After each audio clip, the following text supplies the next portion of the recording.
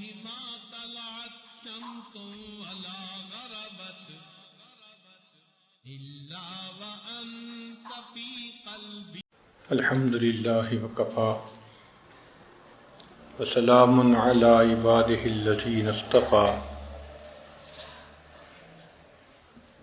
أما بعد،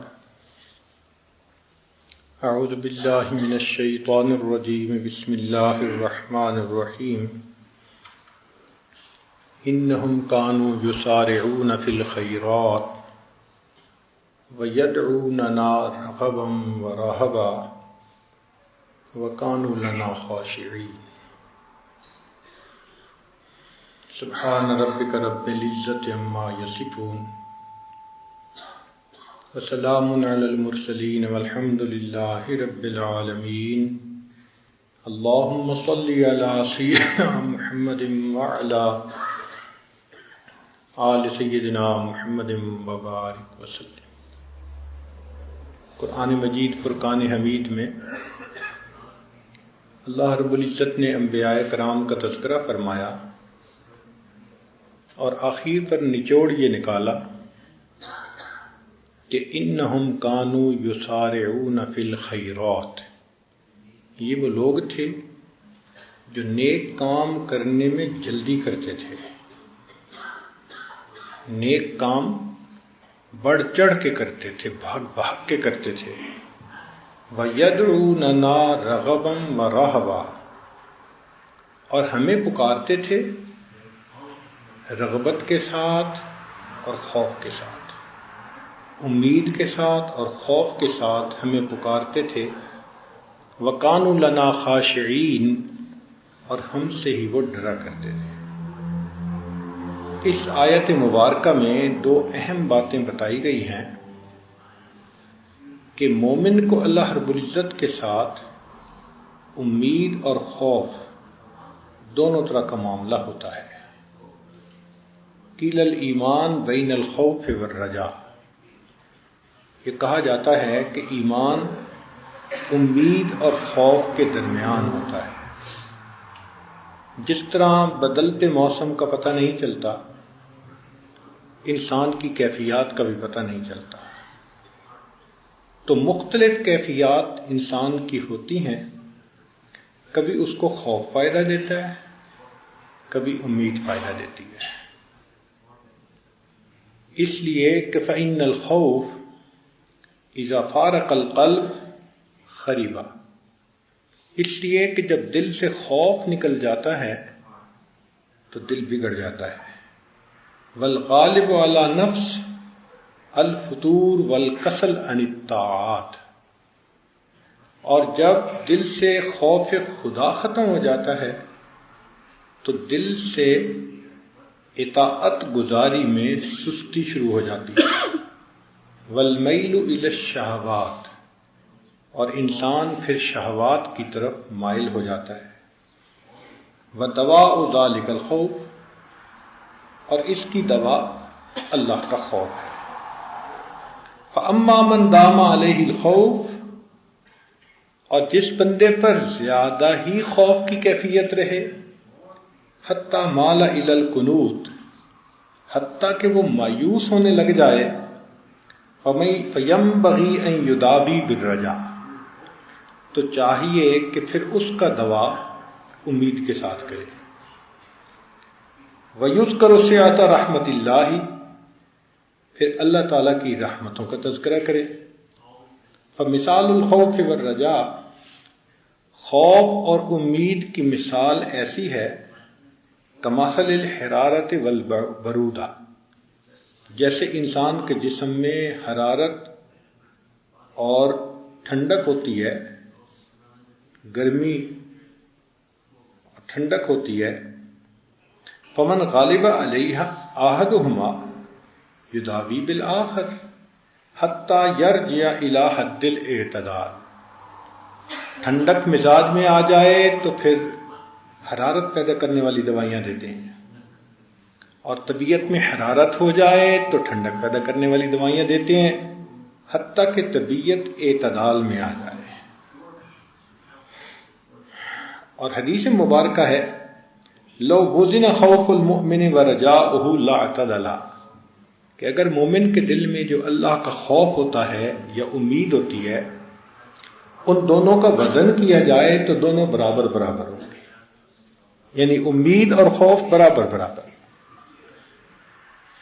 جو کیفیت ہوگی اسی کے حساب سے وہ کبھی اپنے اوپر خوف کو طاری کرے، کبھی اپنے اوپر امید کو طاری کرے.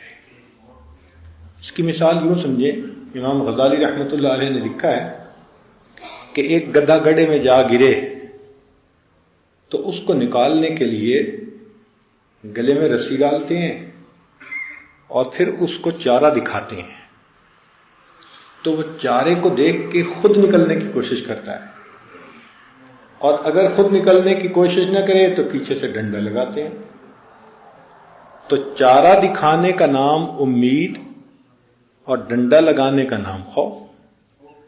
تو جیسے گدھا نکل آتا ہے گڑھے سے، انسان کا نفس بھی گناہوں کے گڑھے سے نکل آتا ہے.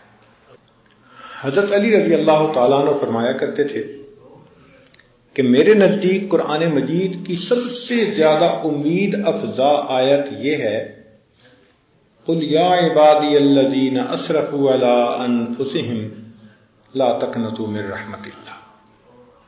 یہ قرآن مجید کی سب سے زیادہ ارجا آیت ہے، امید دلانے والی. امید کیسے ملتی ہے؟ ایک مثال سے سمجھیں کہ باپ اگر اپنے بیٹے سے ناراض ہو تو پھر بیوی کو کہتا ہے کہ اس کو سمجھا دو، یہ سیدھا ہو جائے ورنہ میں اسے گھر سے نکال دوں گا. اب دیکھیں انداز تخاطب بدل گیا غصے کی وجہ سے. یہ نہیں کہہ رہا میرے بیٹے کو سمجھا دو، اسے سمجھا دو، یہ سیدھا ہو جائے ورنہ میں اسے سیدھا کر دوں گا. تو انداز گفتگو سے پتہ چلتا ہے کہ والد خفا ہے. مگر اللہ رب العزت اس آیت مبارکہ میں گناہگاروں کا تذکرہ فرماتے ہیں. کن الفاظ کے ساتھ؟ قل یا عبادی، کہہ دو اے میرے بندو. یعنی گناہوں کے باوجود اللہ نے اپنی بندگی کی لسٹ سے تو خارج نہیں نہ کیا، اے میرے بندو. تو میرے بندوں کا لفظ بتا رہا ہے کہ پروردگار چاہتے ہیں کہ یہ واپس لوٹ آئے. صوبان اللہ عنہ فرماتے ہیں کہ نبی علیہ الصلوۃ والسلام نے ارشاد فرمایا، ما احب ان لی الدنیا وما فیہا بہذہ الآیہ. اس آیت کے بدلے پوری دنیا بھی مل جاتی تو میں قبول نہ کرتا. ساری دنیا کے مقابلے میں یہ آیت جو مجھے مل گئی یہ مجھے زیادہ محبوب ہے. بعض بزرگوں نے کہا کہ ارجا آیت یہ ہے، ان اللہ لا یغفر ان یشرک بہ ویغفر ما دون ذلک لمن یشاء، کہ اللہ تعالیٰ شرک کو تو معاف نہیں کریں گے، اس کے سوا جو بھی گناہ ہوگا اللہ تعالیٰ چاہیں گے تو اس کو معاف کر دیں گے. تو بہت امید دلانے والی آیت ہے. ایک اور بزرگ فرماتے تھے، وَمَن يَعْمَلْ سُوءًا أَوْ يَظْلِمْ نَفْسَهُ ثُمَّ يَسْتَغْفِرِ اللَّهَ يَجِدِ اللَّهَ غَفُورًا رَحِيمًا. یہ قرآن مجید کی سب سے زیادہ امید دلانے والی آیت ہے. کیوں؟ کہ اس میں اللہ تعالیٰ نے تذکرہ کیا ان لوگوں کا جو گناہ گار ہیں اور توبہ بھی کرتے ہیں. اللہ فرماتے ہیں کہ وہ پائیں گے اپنے رب کو مغفرت کرنے والا اور رحمت کرنے والا. امام زین العابدین رحمۃ اللہ علیہ فرماتے تھے کہ قرآن مجید کی سب سے امید دلانے والی آیت ہے، وَلَسَوْفَ يُعْطِيكَ رَبُّكَ فَتَرْضَىٰ. تیرا رب تجھے اتنا دے گا کہ تو خوش ہو جائے گا. ہم اپنی زبان میں ترجمہ کریں تو یوں بنے گا کہ وَلَسَوْفَ يُعْطِيكَ رَبُّكَ فَتَرْضَىٰ. تیرا رب تجھے اتنا دے گا کہ تو بس بس کرے گا. اے میرے حبیب صلی اللہ علیہ وسلم تیرا رب تجھے اتنا دے گا کہ تو بس بس کرے گا. تو یہ آیت قرآن مجید کی سب سے زیادہ امید والی آیت ہے. کیوں؟ اس لیے کہ حدیث قدسی ہے، اللہ رب العزت نے فرمایا یا جبریل، اے جبریل اذهب الی محمد صلی اللہ علیہ وسلم، جاؤ میرے محبوب صلی اللہ علیہ وسلم کے پاس، وَقُلْ لَهُ إِنَّا سَنَرْدِيكَ فِي أُمَّتِكَ، اور بتاؤ کہ میں امت کے معاملے میں آپ کو راضی کروں گا. اللہ اکبر. تو جب اللہ رب العزت نے فرمایا تو وہ فرمایا کرتے تھے فَإِنَّ مُحَمَّدًا صلی اللہ علیہ وسلم لا يَرْضَى وَوَاحِدٌ مِّنْ أُمَّتِهِ فِي النَّارِ، کہ نبی علیہ السلام کبھی راضی نہیں ہوں گے اگر ان کی امت کا ایک بندہ بھی جہنم میں ہوگا. کیسے راضی ہو سکتے ہیں؟ تو یہ بہت امید دلانے والی آیت ہے. تاہم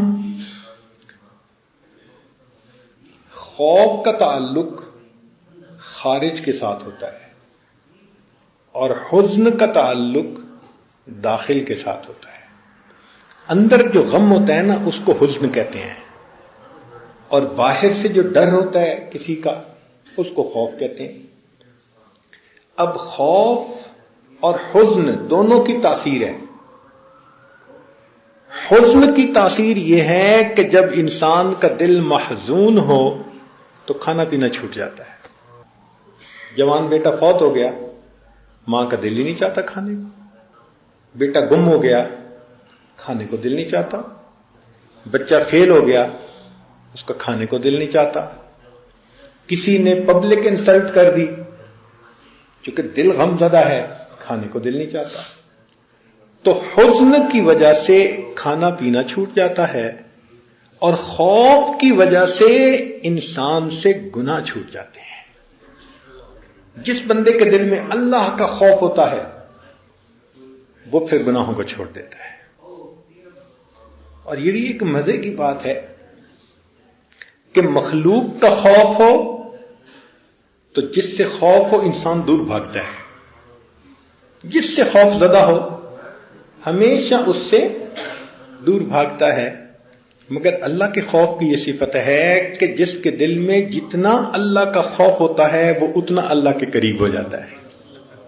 تو الحزن یمنع عن الطعام والخوف یمنع عن الذنوب. قرآن مجید کی کچھ آیات میں اللہ تعالیٰ نے امید والی باتیں کہیں اور کچھ میں ڈرانے والی باتیں کہیں، اور کچھ آیات ایسی ہیں جس میں دونوں. مثال کے طور پر نبی عبادی انی انا الغفور الرحیم، یہ امید. اور آگے فرمایا وَأَنَّ عَذَابِي هُوَ الْعَذَابُ الْأَلِيمُ. ایک ہی آیت کے اندر امید بھی ہے اور خوف بھی ہے. یدعون ربہم خوفا وطمعا، ایک ہی آیت کے اندر خوف اور امید دونوں کا تذکرہ ہے. تو اللہ رب العزت چاہتے ہیں کہ میرا بندہ جس حال میں ہو، یا تو اس پر خوف غالب ہو یا اس کے اوپر امید غالب ہو. بس ایمان ان دونوں کیفیتوں کے درمیان پوری زندگی یہی حالت رہتی ہے. نہ خوف اتنا کہ انسان مایوس ہو جائے، اس لیے کہ مایوسی کفر ہے، اور نہ امید اتنی کہ انسان بے عمل ہو جائے. تو دونوں کا ہونا ضروری ہے. ہاں، بنی اسرائیل کا ایک آدمی تھا جو لوگوں کو بہت ڈراتا تھا اور مایوس کرتا تھا. رویہ ان رجلا من بنی اسرائیل کان یقنط الناس ویشدد علیہم، ان کو مایوس کرتا تھا اور سختی کرتا تھا. قیامت کے دن یوں پکڑ ہوگی، یوں پکڑ ہوگی. فیقول اللہ تعالی لہ یوم القیامہ، اللہ تعالیٰ نے اس کو قیامت کے دن یہ فرمائیں گے، الیوم اعیسک من رحمتی کما کنت تقنط عبیدی منہا، آج میں بھی تمہیں مایوس کرتا ہوں جس طرح تو میرے بندوں کو میری رحمت سے مایوس کیا کرتا تھا۔ کہتے ہیں کہ شیخ عبد القادر جیلانی رحمۃ اللہ علیہ نے اللہ تعالیٰ کی رحمت کا درس دیا، اور ان کا یہ درس 18 سال چلتا رہا۔ 18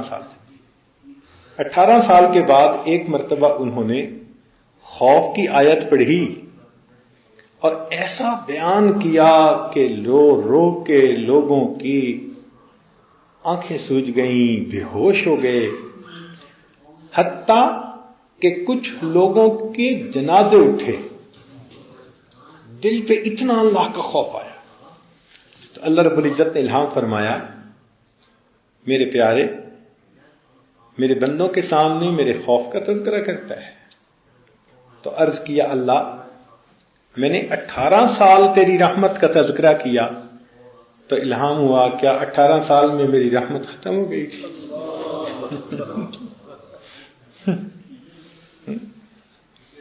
کیا 18 سال میں میری رحمت ختم ہو گئی تھی؟ اللہ رب العزت بھی چاہتے ہیں کہ میرے بندے میرے بن کے رہیں، ان کے دلوں میں امید رہے۔ خوف تو تب ہے کہ جب بغاوت دل میں آئے، پھر تو ڈنڈا دکھانا پڑتا ہے، جوتا دکھانا پڑتا ہے۔ چنانچہ اللہ رب العزت نے داؤد علیہ السلام کی طرف وحی نازل فرمائی، احببنی واحب من یحبنی وحببنی الی خلقی،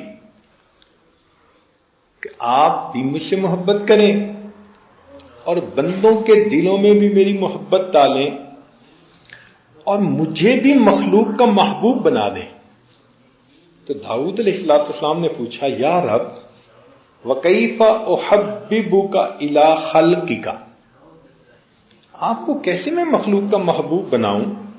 قال اذکرنی بالحسن الجمیل، تو مخلوق کے سامنے میرا اچھا تذکرہ کر، اذکر آلائی و احسانی واذکرہم ذالک فانہم لا یعرفون منی الا الجمیل، اور ایسا میرے رحمتوں کا تذکرہ کرو کہ میرے بندوں کو میری طرف سے اچھائی کے سوا اور کچھ بھی نہ پہنچے، یقین ہو جائے کہ اللہ بہت اچھے ہیں، مجھ سے محبت کریں گے۔ تو ہمیں اللہ تعالیٰ کی رحمت کا بھی خوب تذکرہ کرنا چاہیے۔ پروردگار بہت کریم ہے۔ کان ابو عثمان یتکلم فی الرجاء کثیرا، ایک بزرگ تھے ابو عثمان رحمت اللہ علیہ، وہ اللہ تعالیٰ کی رحمتوں کا بہت تذکرہ کرتے تھے، بہت تذکرہ کرتے تھے۔ فروی بعد موتہ فی المنام فقیل لہ کیف کان قدومک علی اللہ، جب اس کی وفات ہوئی کسی کو خواب میں نظر آئے تو انہوں نے پوچھا کہ بھئی اللہ کے سامنے کیسے پیشی ہوئی؟ فقال اقامنی بین یدی، کہا کہ مجھے رب کریم نے اپنے سامنے کھڑا فرمایا۔ وقال ما الذی حملک علی ما فعلت، جو تو نے کیا، یعنی بندوں کے سامنے ہمیشہ میری رحمت کا تذکرہ کیا، اس چیز پر تجھے کس نے آمادہ کیا؟ فقلت، میں نے جواب دیا، اردت ان احببک الی خلقک، میں نے ارادہ کیا کہ میں آپ کو مخلوق کا محبوب بناؤں، اس لیے میں نے آپ کی رحمت کا تذکرہ کیا۔ قال قد غفرت لک ذنبک، فرمایا اچھا پھر ہم نے تیرے گناہوں کی بھی بخشش فرما لی۔ ہم جہاں جاتے ہیں ہم تیرا فسانہ چھیڑ دیتے ہیں، ہر جگہ بیٹھیں اللہ کی رحمت کا تذکرہ کریں، اللہ کی نعمتوں کا تذکرہ کریں، اللہ رب العزت کے احسانات کا تذکرہ کریں، تو مخلوق کے دل اللہ سے خود بخود محبت کریں گے، اس لیے کہ الانسان عبد الاحسان، انسان احسان کا بندہ ہوتا ہے۔ آپ نے دیکھا نہیں ہے جانوروں کو، جو لوگ ان کو کھلاتے ہیں پلاتے ہیں تو جانور بھی ان کی رعایت کر لیتے ہیں، حالانکہ شیر کس قدر وحشی جانور ہے، مگر اپنے کھانا کھلانے والے کا وہ بھی لحاظ کر لیتا ہے. تو انسان تو پھر انسان ہے. جب اس کے سامنے تذکرے ہوں گے اللہ تعالیٰ کی رحمت کے تو یقیناً وہ اللہ رب العزت سے ضرور محبت کرے گا. انسان گناہوں سے بچنے کی کوشش کرے جتنی کر سکتا ہے، اور اگر سرزد ہو تو اللہ تعالیٰ سے معافی مانگے، اور کوشش یہ کرے کہ اللہ تعالیٰ سے حسن ظن رکھے.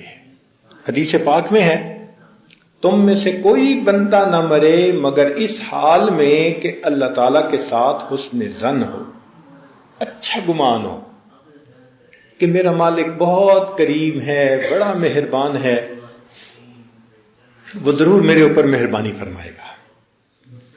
چنانچہ عمر بن خطاب رضی اللہ عنہ فرماتے ہیں ایک عورت تھی، اس کا بیٹا گم ہو گیا.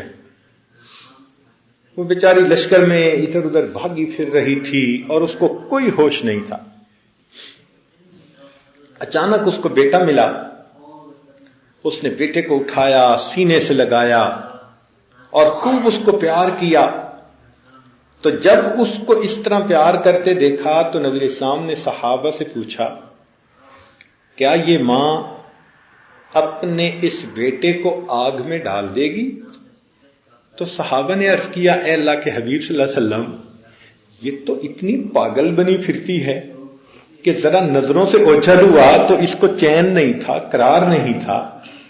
جب تک بیٹا مل نہیں گیا اس کی حالت دیکھنے والی تھی، اور اب اس نے بیٹے کو اٹھایا، سینے سے لگایا، چوم رہی ہے، دودھ پلا رہی ہے، یہ کیسے آگ میں ڈالے گی؟ تو نبی علیہ الصلوۃ والسلام نے فرمایا اللہ ارحم بعبادہ من ھذہ بولدھا، کہ جتنا یہ عورت اپنے بیٹے پر مہربان ہے اللہ رب العزت اپنے بندوں پر اس سے زیادہ مہربان ہے. تو اللہ تعالیٰ کبھی نہیں چاہتے کہ میرے بندے جہنم میں جائیں. اس لیے قیامت کے دن بہانے ہوں گے. کہتے ہیں نا اللہ کی رحمت بہانے ڈھونڈتی ہے، بہانے ہوں گے، اللہ تعالیٰ بخشش کر دیں گے. ایک عجیب حدیث مبارکہ ہے، ذرا توجہ سے سنیے گا.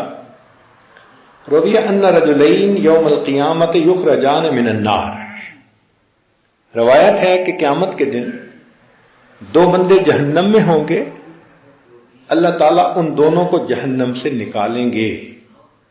فیقول اللہ تعالی لہما کیف وجدتما مقیلکما والسوء مسیرکما، اللہ تعالیٰ کہیں گے بتاؤ بھائی یہ تمہارا برا ٹھکانہ تم نے اس کو کیسے پایا؟ فیقول لون، دونوں کہیں گے شر مقیل و اسوأ مسیر، بہت برا ٹھکانہ، اس سے تو برا ٹھکانہ ہو ہی نہیں سکتا.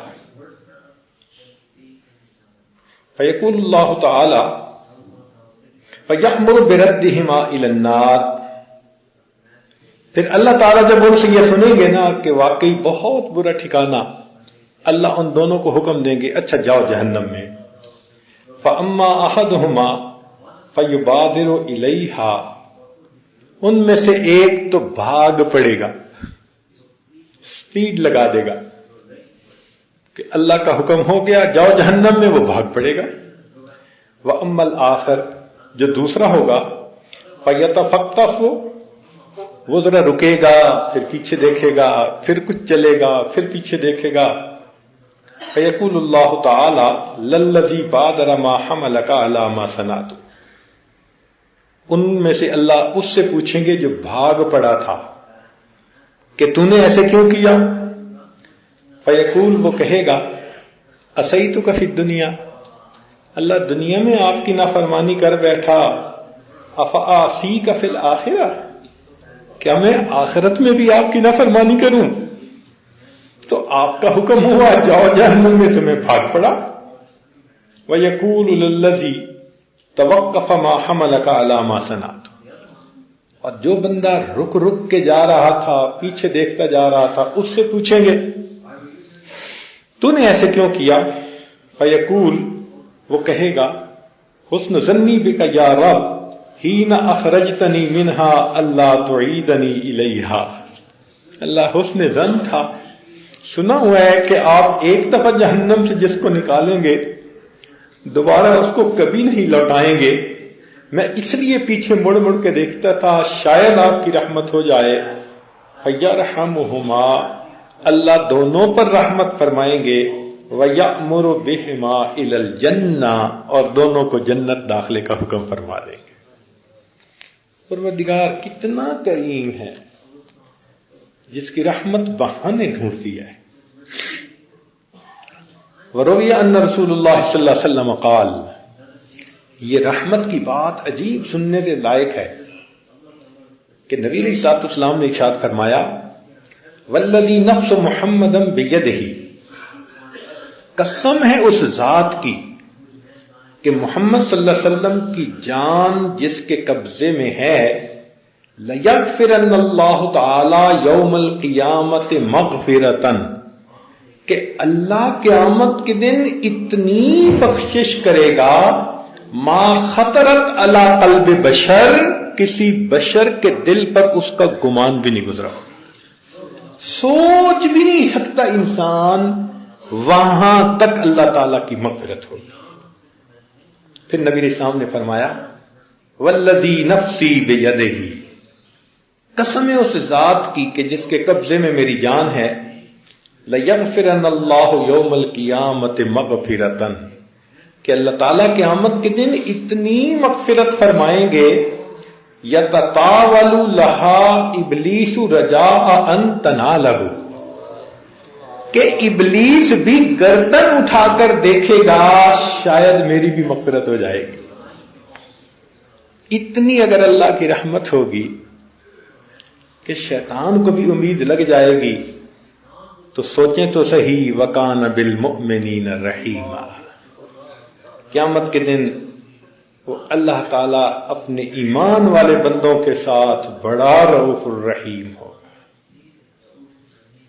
اس لیے نبی علیہ السلام نے فرمایا لا يدخل النار من بكى من خشیت اللہ تعالی حتى یلج اللبن فی الدرع، جو بندہ اللہ کے خوف سے روتا ہے یہ بندہ کبھی جہنم میں نہیں جا سکتا حتیٰ کہ دودھ تھنوں میں واپس چلا جائے. جیسے دودھ تھنوں میں واپس نہیں جا سکتا، یہ بندہ بھی جہنم میں کبھی جا نہیں سکتا.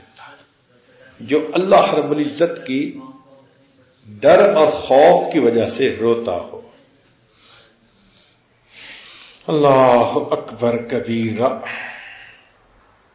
اسی لیے ہمارے اکابر اللہ رب العزت کے عظمتوں کو جب سوچتے تھے تو بے اختیار ان کی آنکھوں سے آنسو آتے تھے، جیسے بارش کے پانی ٹپکتا ہے ان کی آنکھوں سے ایسے ٹپکتا تھا.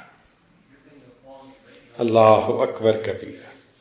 رویہ ان ابراہیم علیہ السلام کان کثیر البکا، روایت ہے کہ ابراہیم علیہ السلام کثرت سے روتے تھے. فأتاہ جبریل، جبریل علیہ السلام ان کے پاس آئے.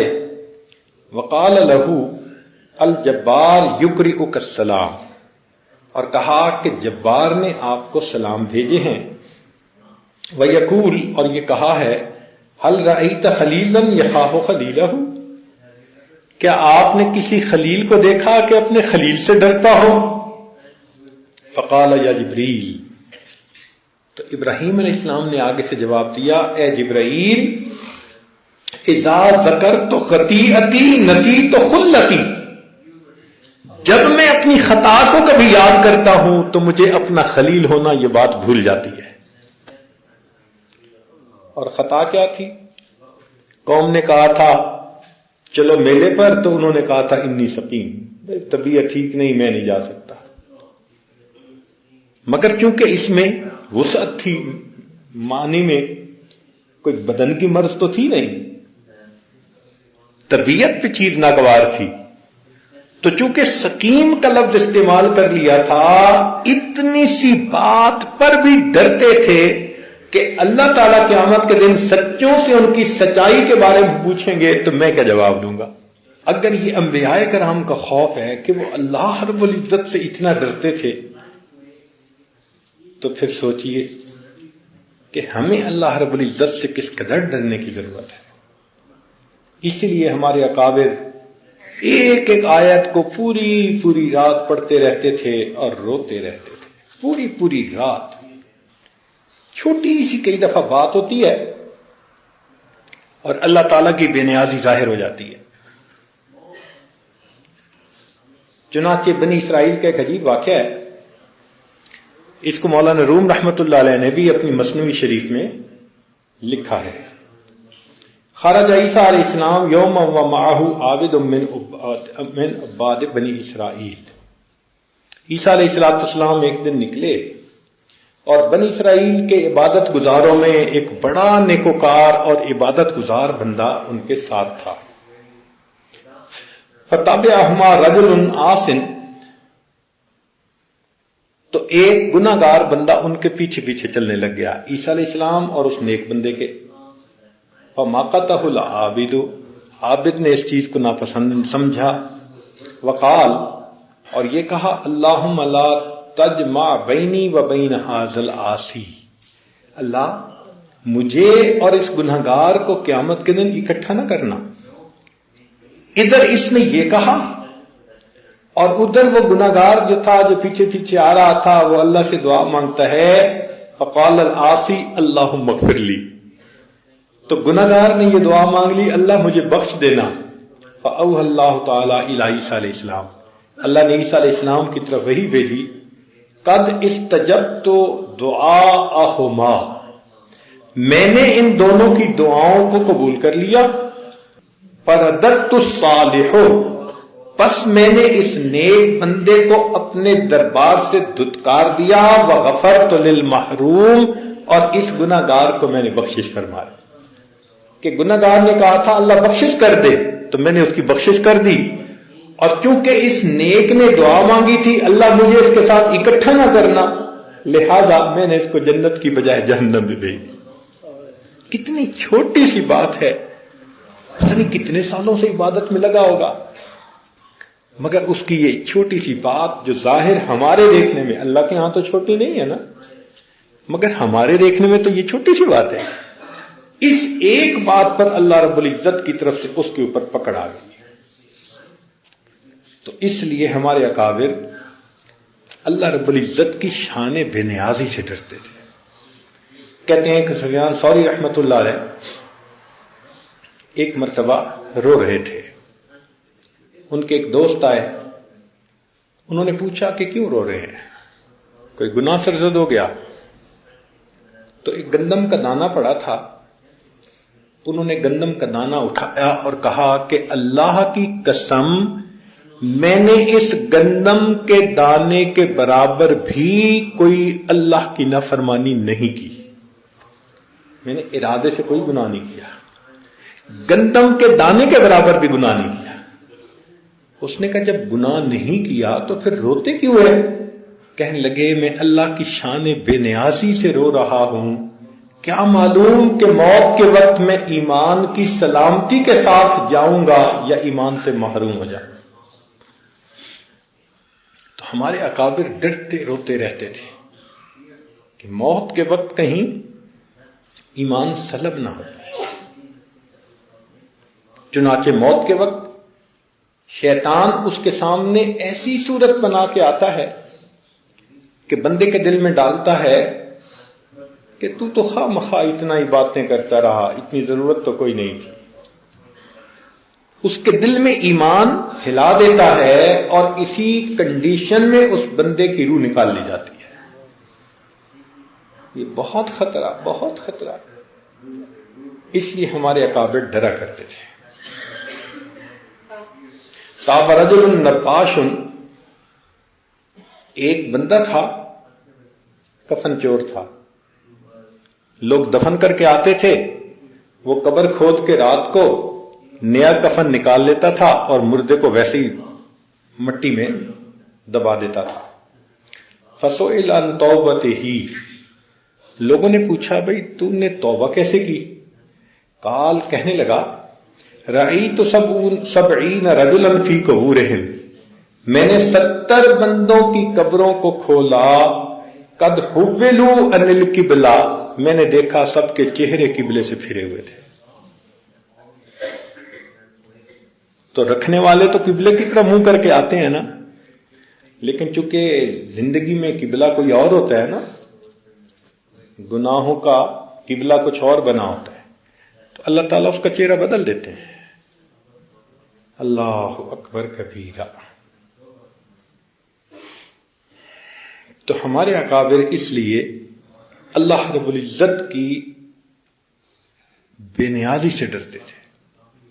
ہمارے یہاں ایک ڈاکٹر گزرے ہیں، ڈاکٹر نور محمد، وہ کہتے ہیں کہ میں نے زندگی کے تقریباً 40 سال ایمرجنسی وارڈ کے اندر ڈیوٹی دی، 40 ایئرس، اور میری کوشش ہوتی تھی کہ جو مریض بھی آتا، کیونکہ ایمرجنسی وارڈ میں تو وہی جاتا ہے، کسی پہ ہارٹ اٹیک، کوئی آخری رینل فیلیور، آخری لمحے، تو کئی راستے میں مر جاتے ہیں، کئی پہنچتے ہی مر جاتے ہیں، کئی دن 2 دن کے بعد مرتے ہیں۔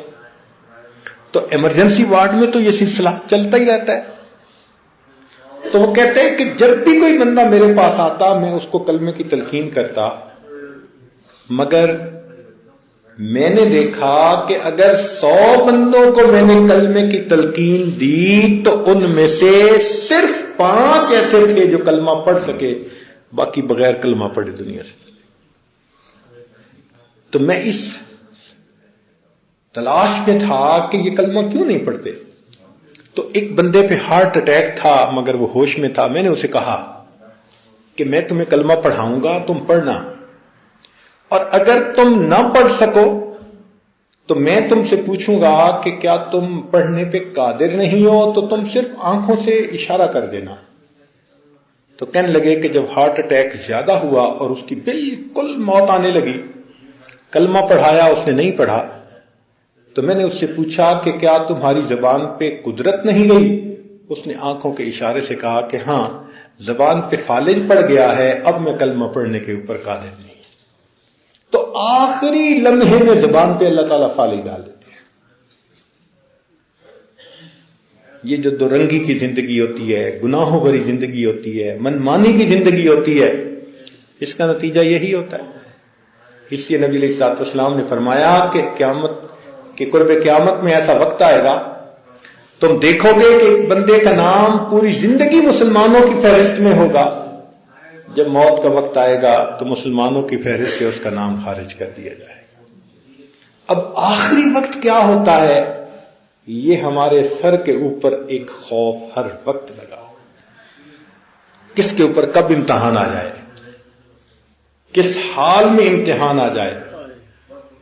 اللہ اکبر کبیرہ۔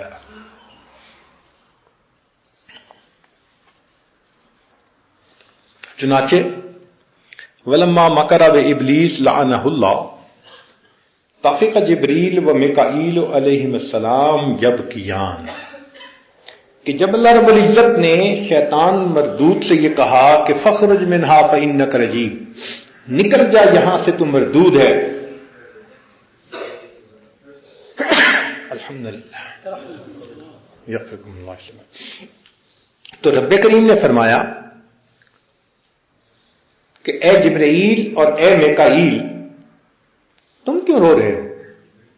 یعنی اللہ رب العزت نے شیطان کو رد فرمایا، اور جب اس کا حال فرشتوں نے دیکھا تو فرشتے رونے لگ گئے۔ تو جب فرشتوں کو روتے دیکھا تو فَأَوْحَى اللَّهُ تَعَالَى إِلَيْهِمَا مَا لَكُمَا تَبْكِيَانِ، اللہ تعالیٰ نے ان دونوں سے پوچھا کہ تم دونوں کیوں روتے ہو؟ قالا، دونوں جواب دیا، یا رب ما نأمن مکرک، اے اللہ ہم دونوں آپ کی خفیہ تدبیر سے امن میں نہیں، پتہ نہیں ہمارا انجام کیا ہوگا۔ قال اللہ تعالی، اللہ نے فرمایا ھکذا کونا لا تأمنا مکری، ایسے ہی ہونا چاہیے، تم دونوں کو میری خفیہ تدبیر سے ڈرتے ہی رہنا چاہیے۔ اللہ اکبر، اگر فرشتے ڈر رہے ہیں اللہ کی تدبیر سے تو پھر ہمارا کیا حال ہوگا۔ اس لیے بہت ڈرنے والی بات ہے. کہتے ہیں کہ ایک مرتبہ جبریل علیہ الصلوۃ والسلام نبی الاسلام کی خدمت میں حاضر ہوئے تو نبی علیہ السلام بیت اللہ کے قریب تھے. تو جبریل علیہ السلام نے بیت اللہ کا غلاف پکڑا اور دعا مانگی، الہی لا تبدل جسمی ولا تغیر اسمی. اور ڈر رہے تھے اور کانپ رہے تھے. تو نبی علیہ الصلوۃ والسلام نے پوچھا، جبرائیل یہ تم نے کیا دعا مانگی؟ تو انہوں نے کہا، اے اللہ کے حبیب صلی اللہ علیہ وسلم، میں نے شیطان کو مردود ہوتے آنکھوں سے دیکھا ہے.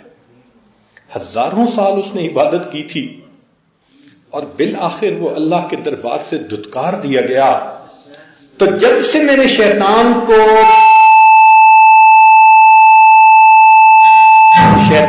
دھتکارتے دیکھا اپنی آنکھوں سے، تو میں اللہ رب العزت سے بہت ڈرتا ہوں.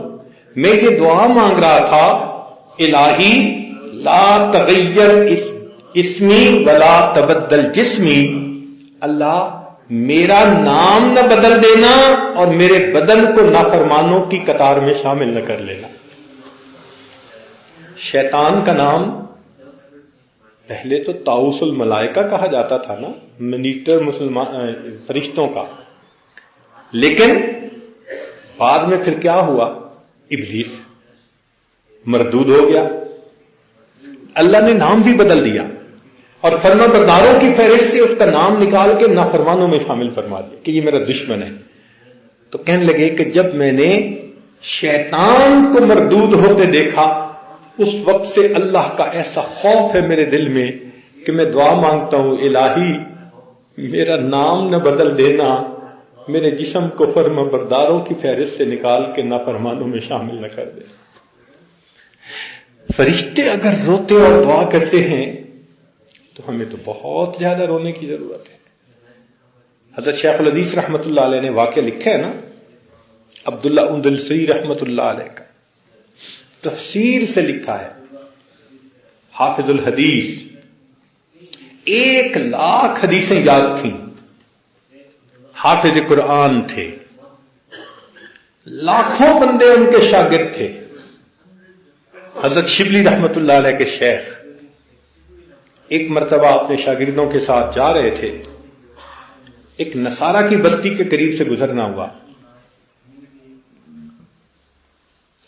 تو ان کے گھروں کے اوپر صلیبیں لٹکی ہوئی تھیں، صلیب کے نشانات بنے ہوئے تھے. تو شیخ نے ان کو دیکھا اور کہنے لگے، یہ کیسے کم عقل لوگ ہیں، اللہ کے ساتھ شریک بناتے ہیں. بس اتنی سی بات ہوئی. اس کے بعد نماز کا وقت تھا تو انہوں نے شاگردوں کو کہا کہ بھائی وضو کرو، نماز کی تیاری کر لو. تو بستی کے باہر ایک کنواں تھا، سب وہاں پر وضو کرنے کے لیے چلے گئے. جب وضو کرنے کے لیے گئے تو کچھ نوجوان لڑکیاں بستی کی وہاں پانی بھر رہی تھیں اور یہ ان کے انتظار میں کھڑے ہو گئے. تھوڑی دیر کے بعد جب وہ چلی گئی تو شاگردوں نے کہا کہ حضرت وہ چلی گئی ہیں، اب ہم وضو کر لیں. تو وہ کہنے لگے کہ نہیں، بس تم لوگ وضو کرو اور نماز پڑھو. میرے اندر تو جو کچھ تھا وہ سب کا سب مجھ سے چھین دیا گیا، میرا اندر خالی ہو گیا. بڑا کہا مگر انہوں نے کہا نہیں، جاؤ. لوگوں نے نماز پڑھی، بہت دیر منت سماجت کی، مگر وہ وہیں بیٹھے رہے، حتیٰ کہ ان کے کہنے پر شاگرد واپس آ گئے.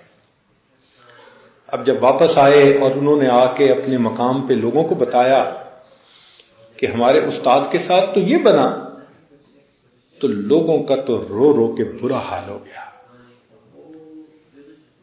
عجیب کیفیت لوگوں کی کہ اتنے نیک آدمی، قرآن کے بھی حافظ، حدیث کے بھی حافظ، 1,00,000 حدیثیں جن کو یاد ہوں اور جو لاکھوں بندوں کی ہدایت کا ذریعہ بن رہے ہوں، ان کے ساتھ یہ کیفیت آ گئی. خیر، ادھر معاملہ کیا ہوا کہ جب وہ لوگ چلے گئے تو عبداللہ اندلسی رحمت اللہ علیہ اٹھے اور بستی کے ایک بندے سے پوچھا کہ وہ جو لڑکیاں پانی بھر رہی تھیں ان میں اس طرح کے کپڑوں والی لڑکی کون تھی؟ اس نے کہا کہ بستی کا جو سربراہ ہے، امیر ہے، اس کی بیٹی ہے وہ۔ پوچھا گھر کہاں؟ اس نے کہا فلاں جگہ گھر ہے۔ گئے، دروازہ کھٹکھٹایا تو وہ نصرانی نکلا۔ پوچھا اس سے کہ کیا یہ تمہاری بیٹی تھی جو ابھی پانی بھر کے واپس آئی؟ اس نے کہا۔ کہنے لگے کہ کیا میری اس سے شادی ہو سکتی ہے؟ اس نے کہا بھئی دیکھو ہم اجنبی لوگوں سے تو شادی کرتے نہیں، اگر تم چاہتے ہو تو ہمارے پاس کچھ عرصہ رہو، ہماری آپس میں تعارف ہو تو پھر ہم سوچ سکتے ہیں۔ کہنے لگے ٹھیک ہے میں رہتا ہوں۔ اس نے کہا مگر ایک کام کرنا ہوگا۔ کیا؟ کہ ہم نے سور پالے ہوئے ہیں کئی سارے، جیسے لوگ بکریاں پالتے ہیں نا، ایسے سور پالتے تھے یہ نصرانی، تو ان کو چرانا پڑتا ہے، تو آپ کی یہ ڈیوٹی ہوگی کہ آپ سارا دن سور چرائیں گے، یہ کام کریں گے، پھر یہاں رہیں گے۔ کہنے لگے ٹھیک ہے۔ اب اندازہ لگائیے، صبح ہوتا یہ سور نکالتے اور سوروں کو سارا دن چراتے ہوئے شام کو واپس لے آتے۔ 1 سال اسی حال میں گزر گیا۔ ادھر شبلی رحمت اللہ علیہ، ان کو اپنے استاد سے بڑی محبت تھی، سچی عقیدت تھی۔ وہ ہمیشہ سوچتے تھے کہ جو ان کے ساتھ ہوا یہ اللہ کی طرف سے کوئی امتحان ہے، مگر میرے شیخ نیک تھے، متقی تھے، اللہ ان کی حفاظت ضرور کریں گے۔ 1 سال کے بعد وہ ان کے حالات کا پتہ کرنے کے لیے اس بستی میں آئے۔ بندوں سے پوچھا بھئی اس طرح کا ایک بندہ یہاں رہتا ہے؟ ان کا ہاں تم باہر چلے جاؤ اور وہاں سور چر رہے ہوں گے اور وہ ان کو چرا رہا ہوگا۔ تو وہ باہر کی طرف چلے گئے۔ ایک میدان میں دیکھتے ہیں کہ گھاس ہے اور سور چر رہے ہیں، اور یہ شیخ اس جگہ کھڑے ہوئے۔ قریب آئے، پوچھا کہ آپ تو قرآن مجید کے حافظ تھے، کیا ابھی قرآن مجید کا حفظ باقی ہے؟ کہنے لگے نہیں میں پورا قرآن پاک بھول گیا۔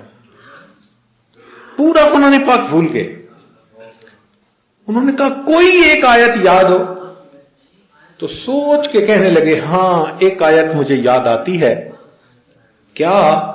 وَمَن يُهِنِ اللَّهُ فَمَا لَهُ مِن مُّكْرِمٍ، جسے اللہ ذلیل کرنے پہ آتا ہے اسے عزت دینے والا کوئی نہیں ہوتا۔ اللہ کی شان بے نیازی دیکھیے، جسے اللہ ذلیل کرنے پہ آتا ہے اسے عزت دینے والا کوئی نہیں ہوتا۔ بس یہ آیت یاد رہ گئی کہ آپ تو حدیث کے حافظ تھے۔ 1,00,000 حدیثیں بھول گیا، کوئی یاد ہے؟ ہاں ایک یاد ہے، من بدل دینہ فاقتلوہ، جو اپنے دین کو بدل دے اس بندے کو قتل کر دیا جائے۔ ایک آیت یاد رہی اور ایک حدیث یاد رہی۔ اور شبلی رحمت اللہ علیہ نے دیکھا وہی جبہ اور وہی امامہ اور وہی ہاتھ میں عصا کہ جس کو لے کر وہ کبھی جمعے کا خطبہ دیا کرتے تھے اور حدیثیں پڑھائی کرتے تھے اور لوگوں کو سنایا کرتے تھے، آج اسی حال میں کھڑے سوروں کی نگرانی کر رہے۔ شبلی رحمت اللہ علیہ رونے لگے، اور رونے سے پھر انسان کے لیے دروازے کھل جاتے ہیں۔ ان کے رونے کو دیکھ کر شیخ کے اوپر بھی گریہ طاری ہوا، اور اس گریے کی حالت میں انہوں نے یہ الفاظ کہے، اللہ میں آپ سے یہ گمان تو نہیں کرتا تھا، اے اللہ میں آپ سے یہ گمان تو نہیں کرتا تھا کہ میں اس حال میں پہنچ جاؤں گا، اے اللہ میں یہ گمان تو نہیں کرتا تھا۔ بس اللہ رب العزت کی پھر رحمت متوجہ ہوئی، اور اللہ نے پھر ان کے دل میں وہ نعمت واپس لوٹا دی۔ پھر وہ واپس آئے، پھر اللہ نے قرآن پاک بھی واپس یاد کروا دیا، 1,00,000 حدیثیں بھی یاد کروا دی۔ تو شبلی رحمت اللہ علیہ نے ان سے پوچھا کہ حضرت یہ سارا معاملہ جو ہوا اس کے پیچھے معاملہ کیا تھا؟ تو انہوں نے کہا کہ جب میں عیسائیوں کی بستی کے قریب سے گزر رہا تھا تو صلیب کو دیکھ کر میرے ذہن میں ایک بات آئی، یہ کیسے کم عقل ہیں جو اللہ کے ساتھ کسی کو شریک بناتے ہیں۔ اس بات پہ میری پکڑ ہوئی۔ اللہ نے فرمایا اچھا تم اگر ہدایت پر ہو یہ تمہاری عقل کا کمال ہے یا یہ میرا فضل و کمال؟ اللہ اکبر کبیرہ۔ تو اگر اتنی باریک باریک باتوں پہ پکڑ ہو جاتی ہے تو پھر ہم کس کھیت کی گاجر مولی ہیں بھائی؟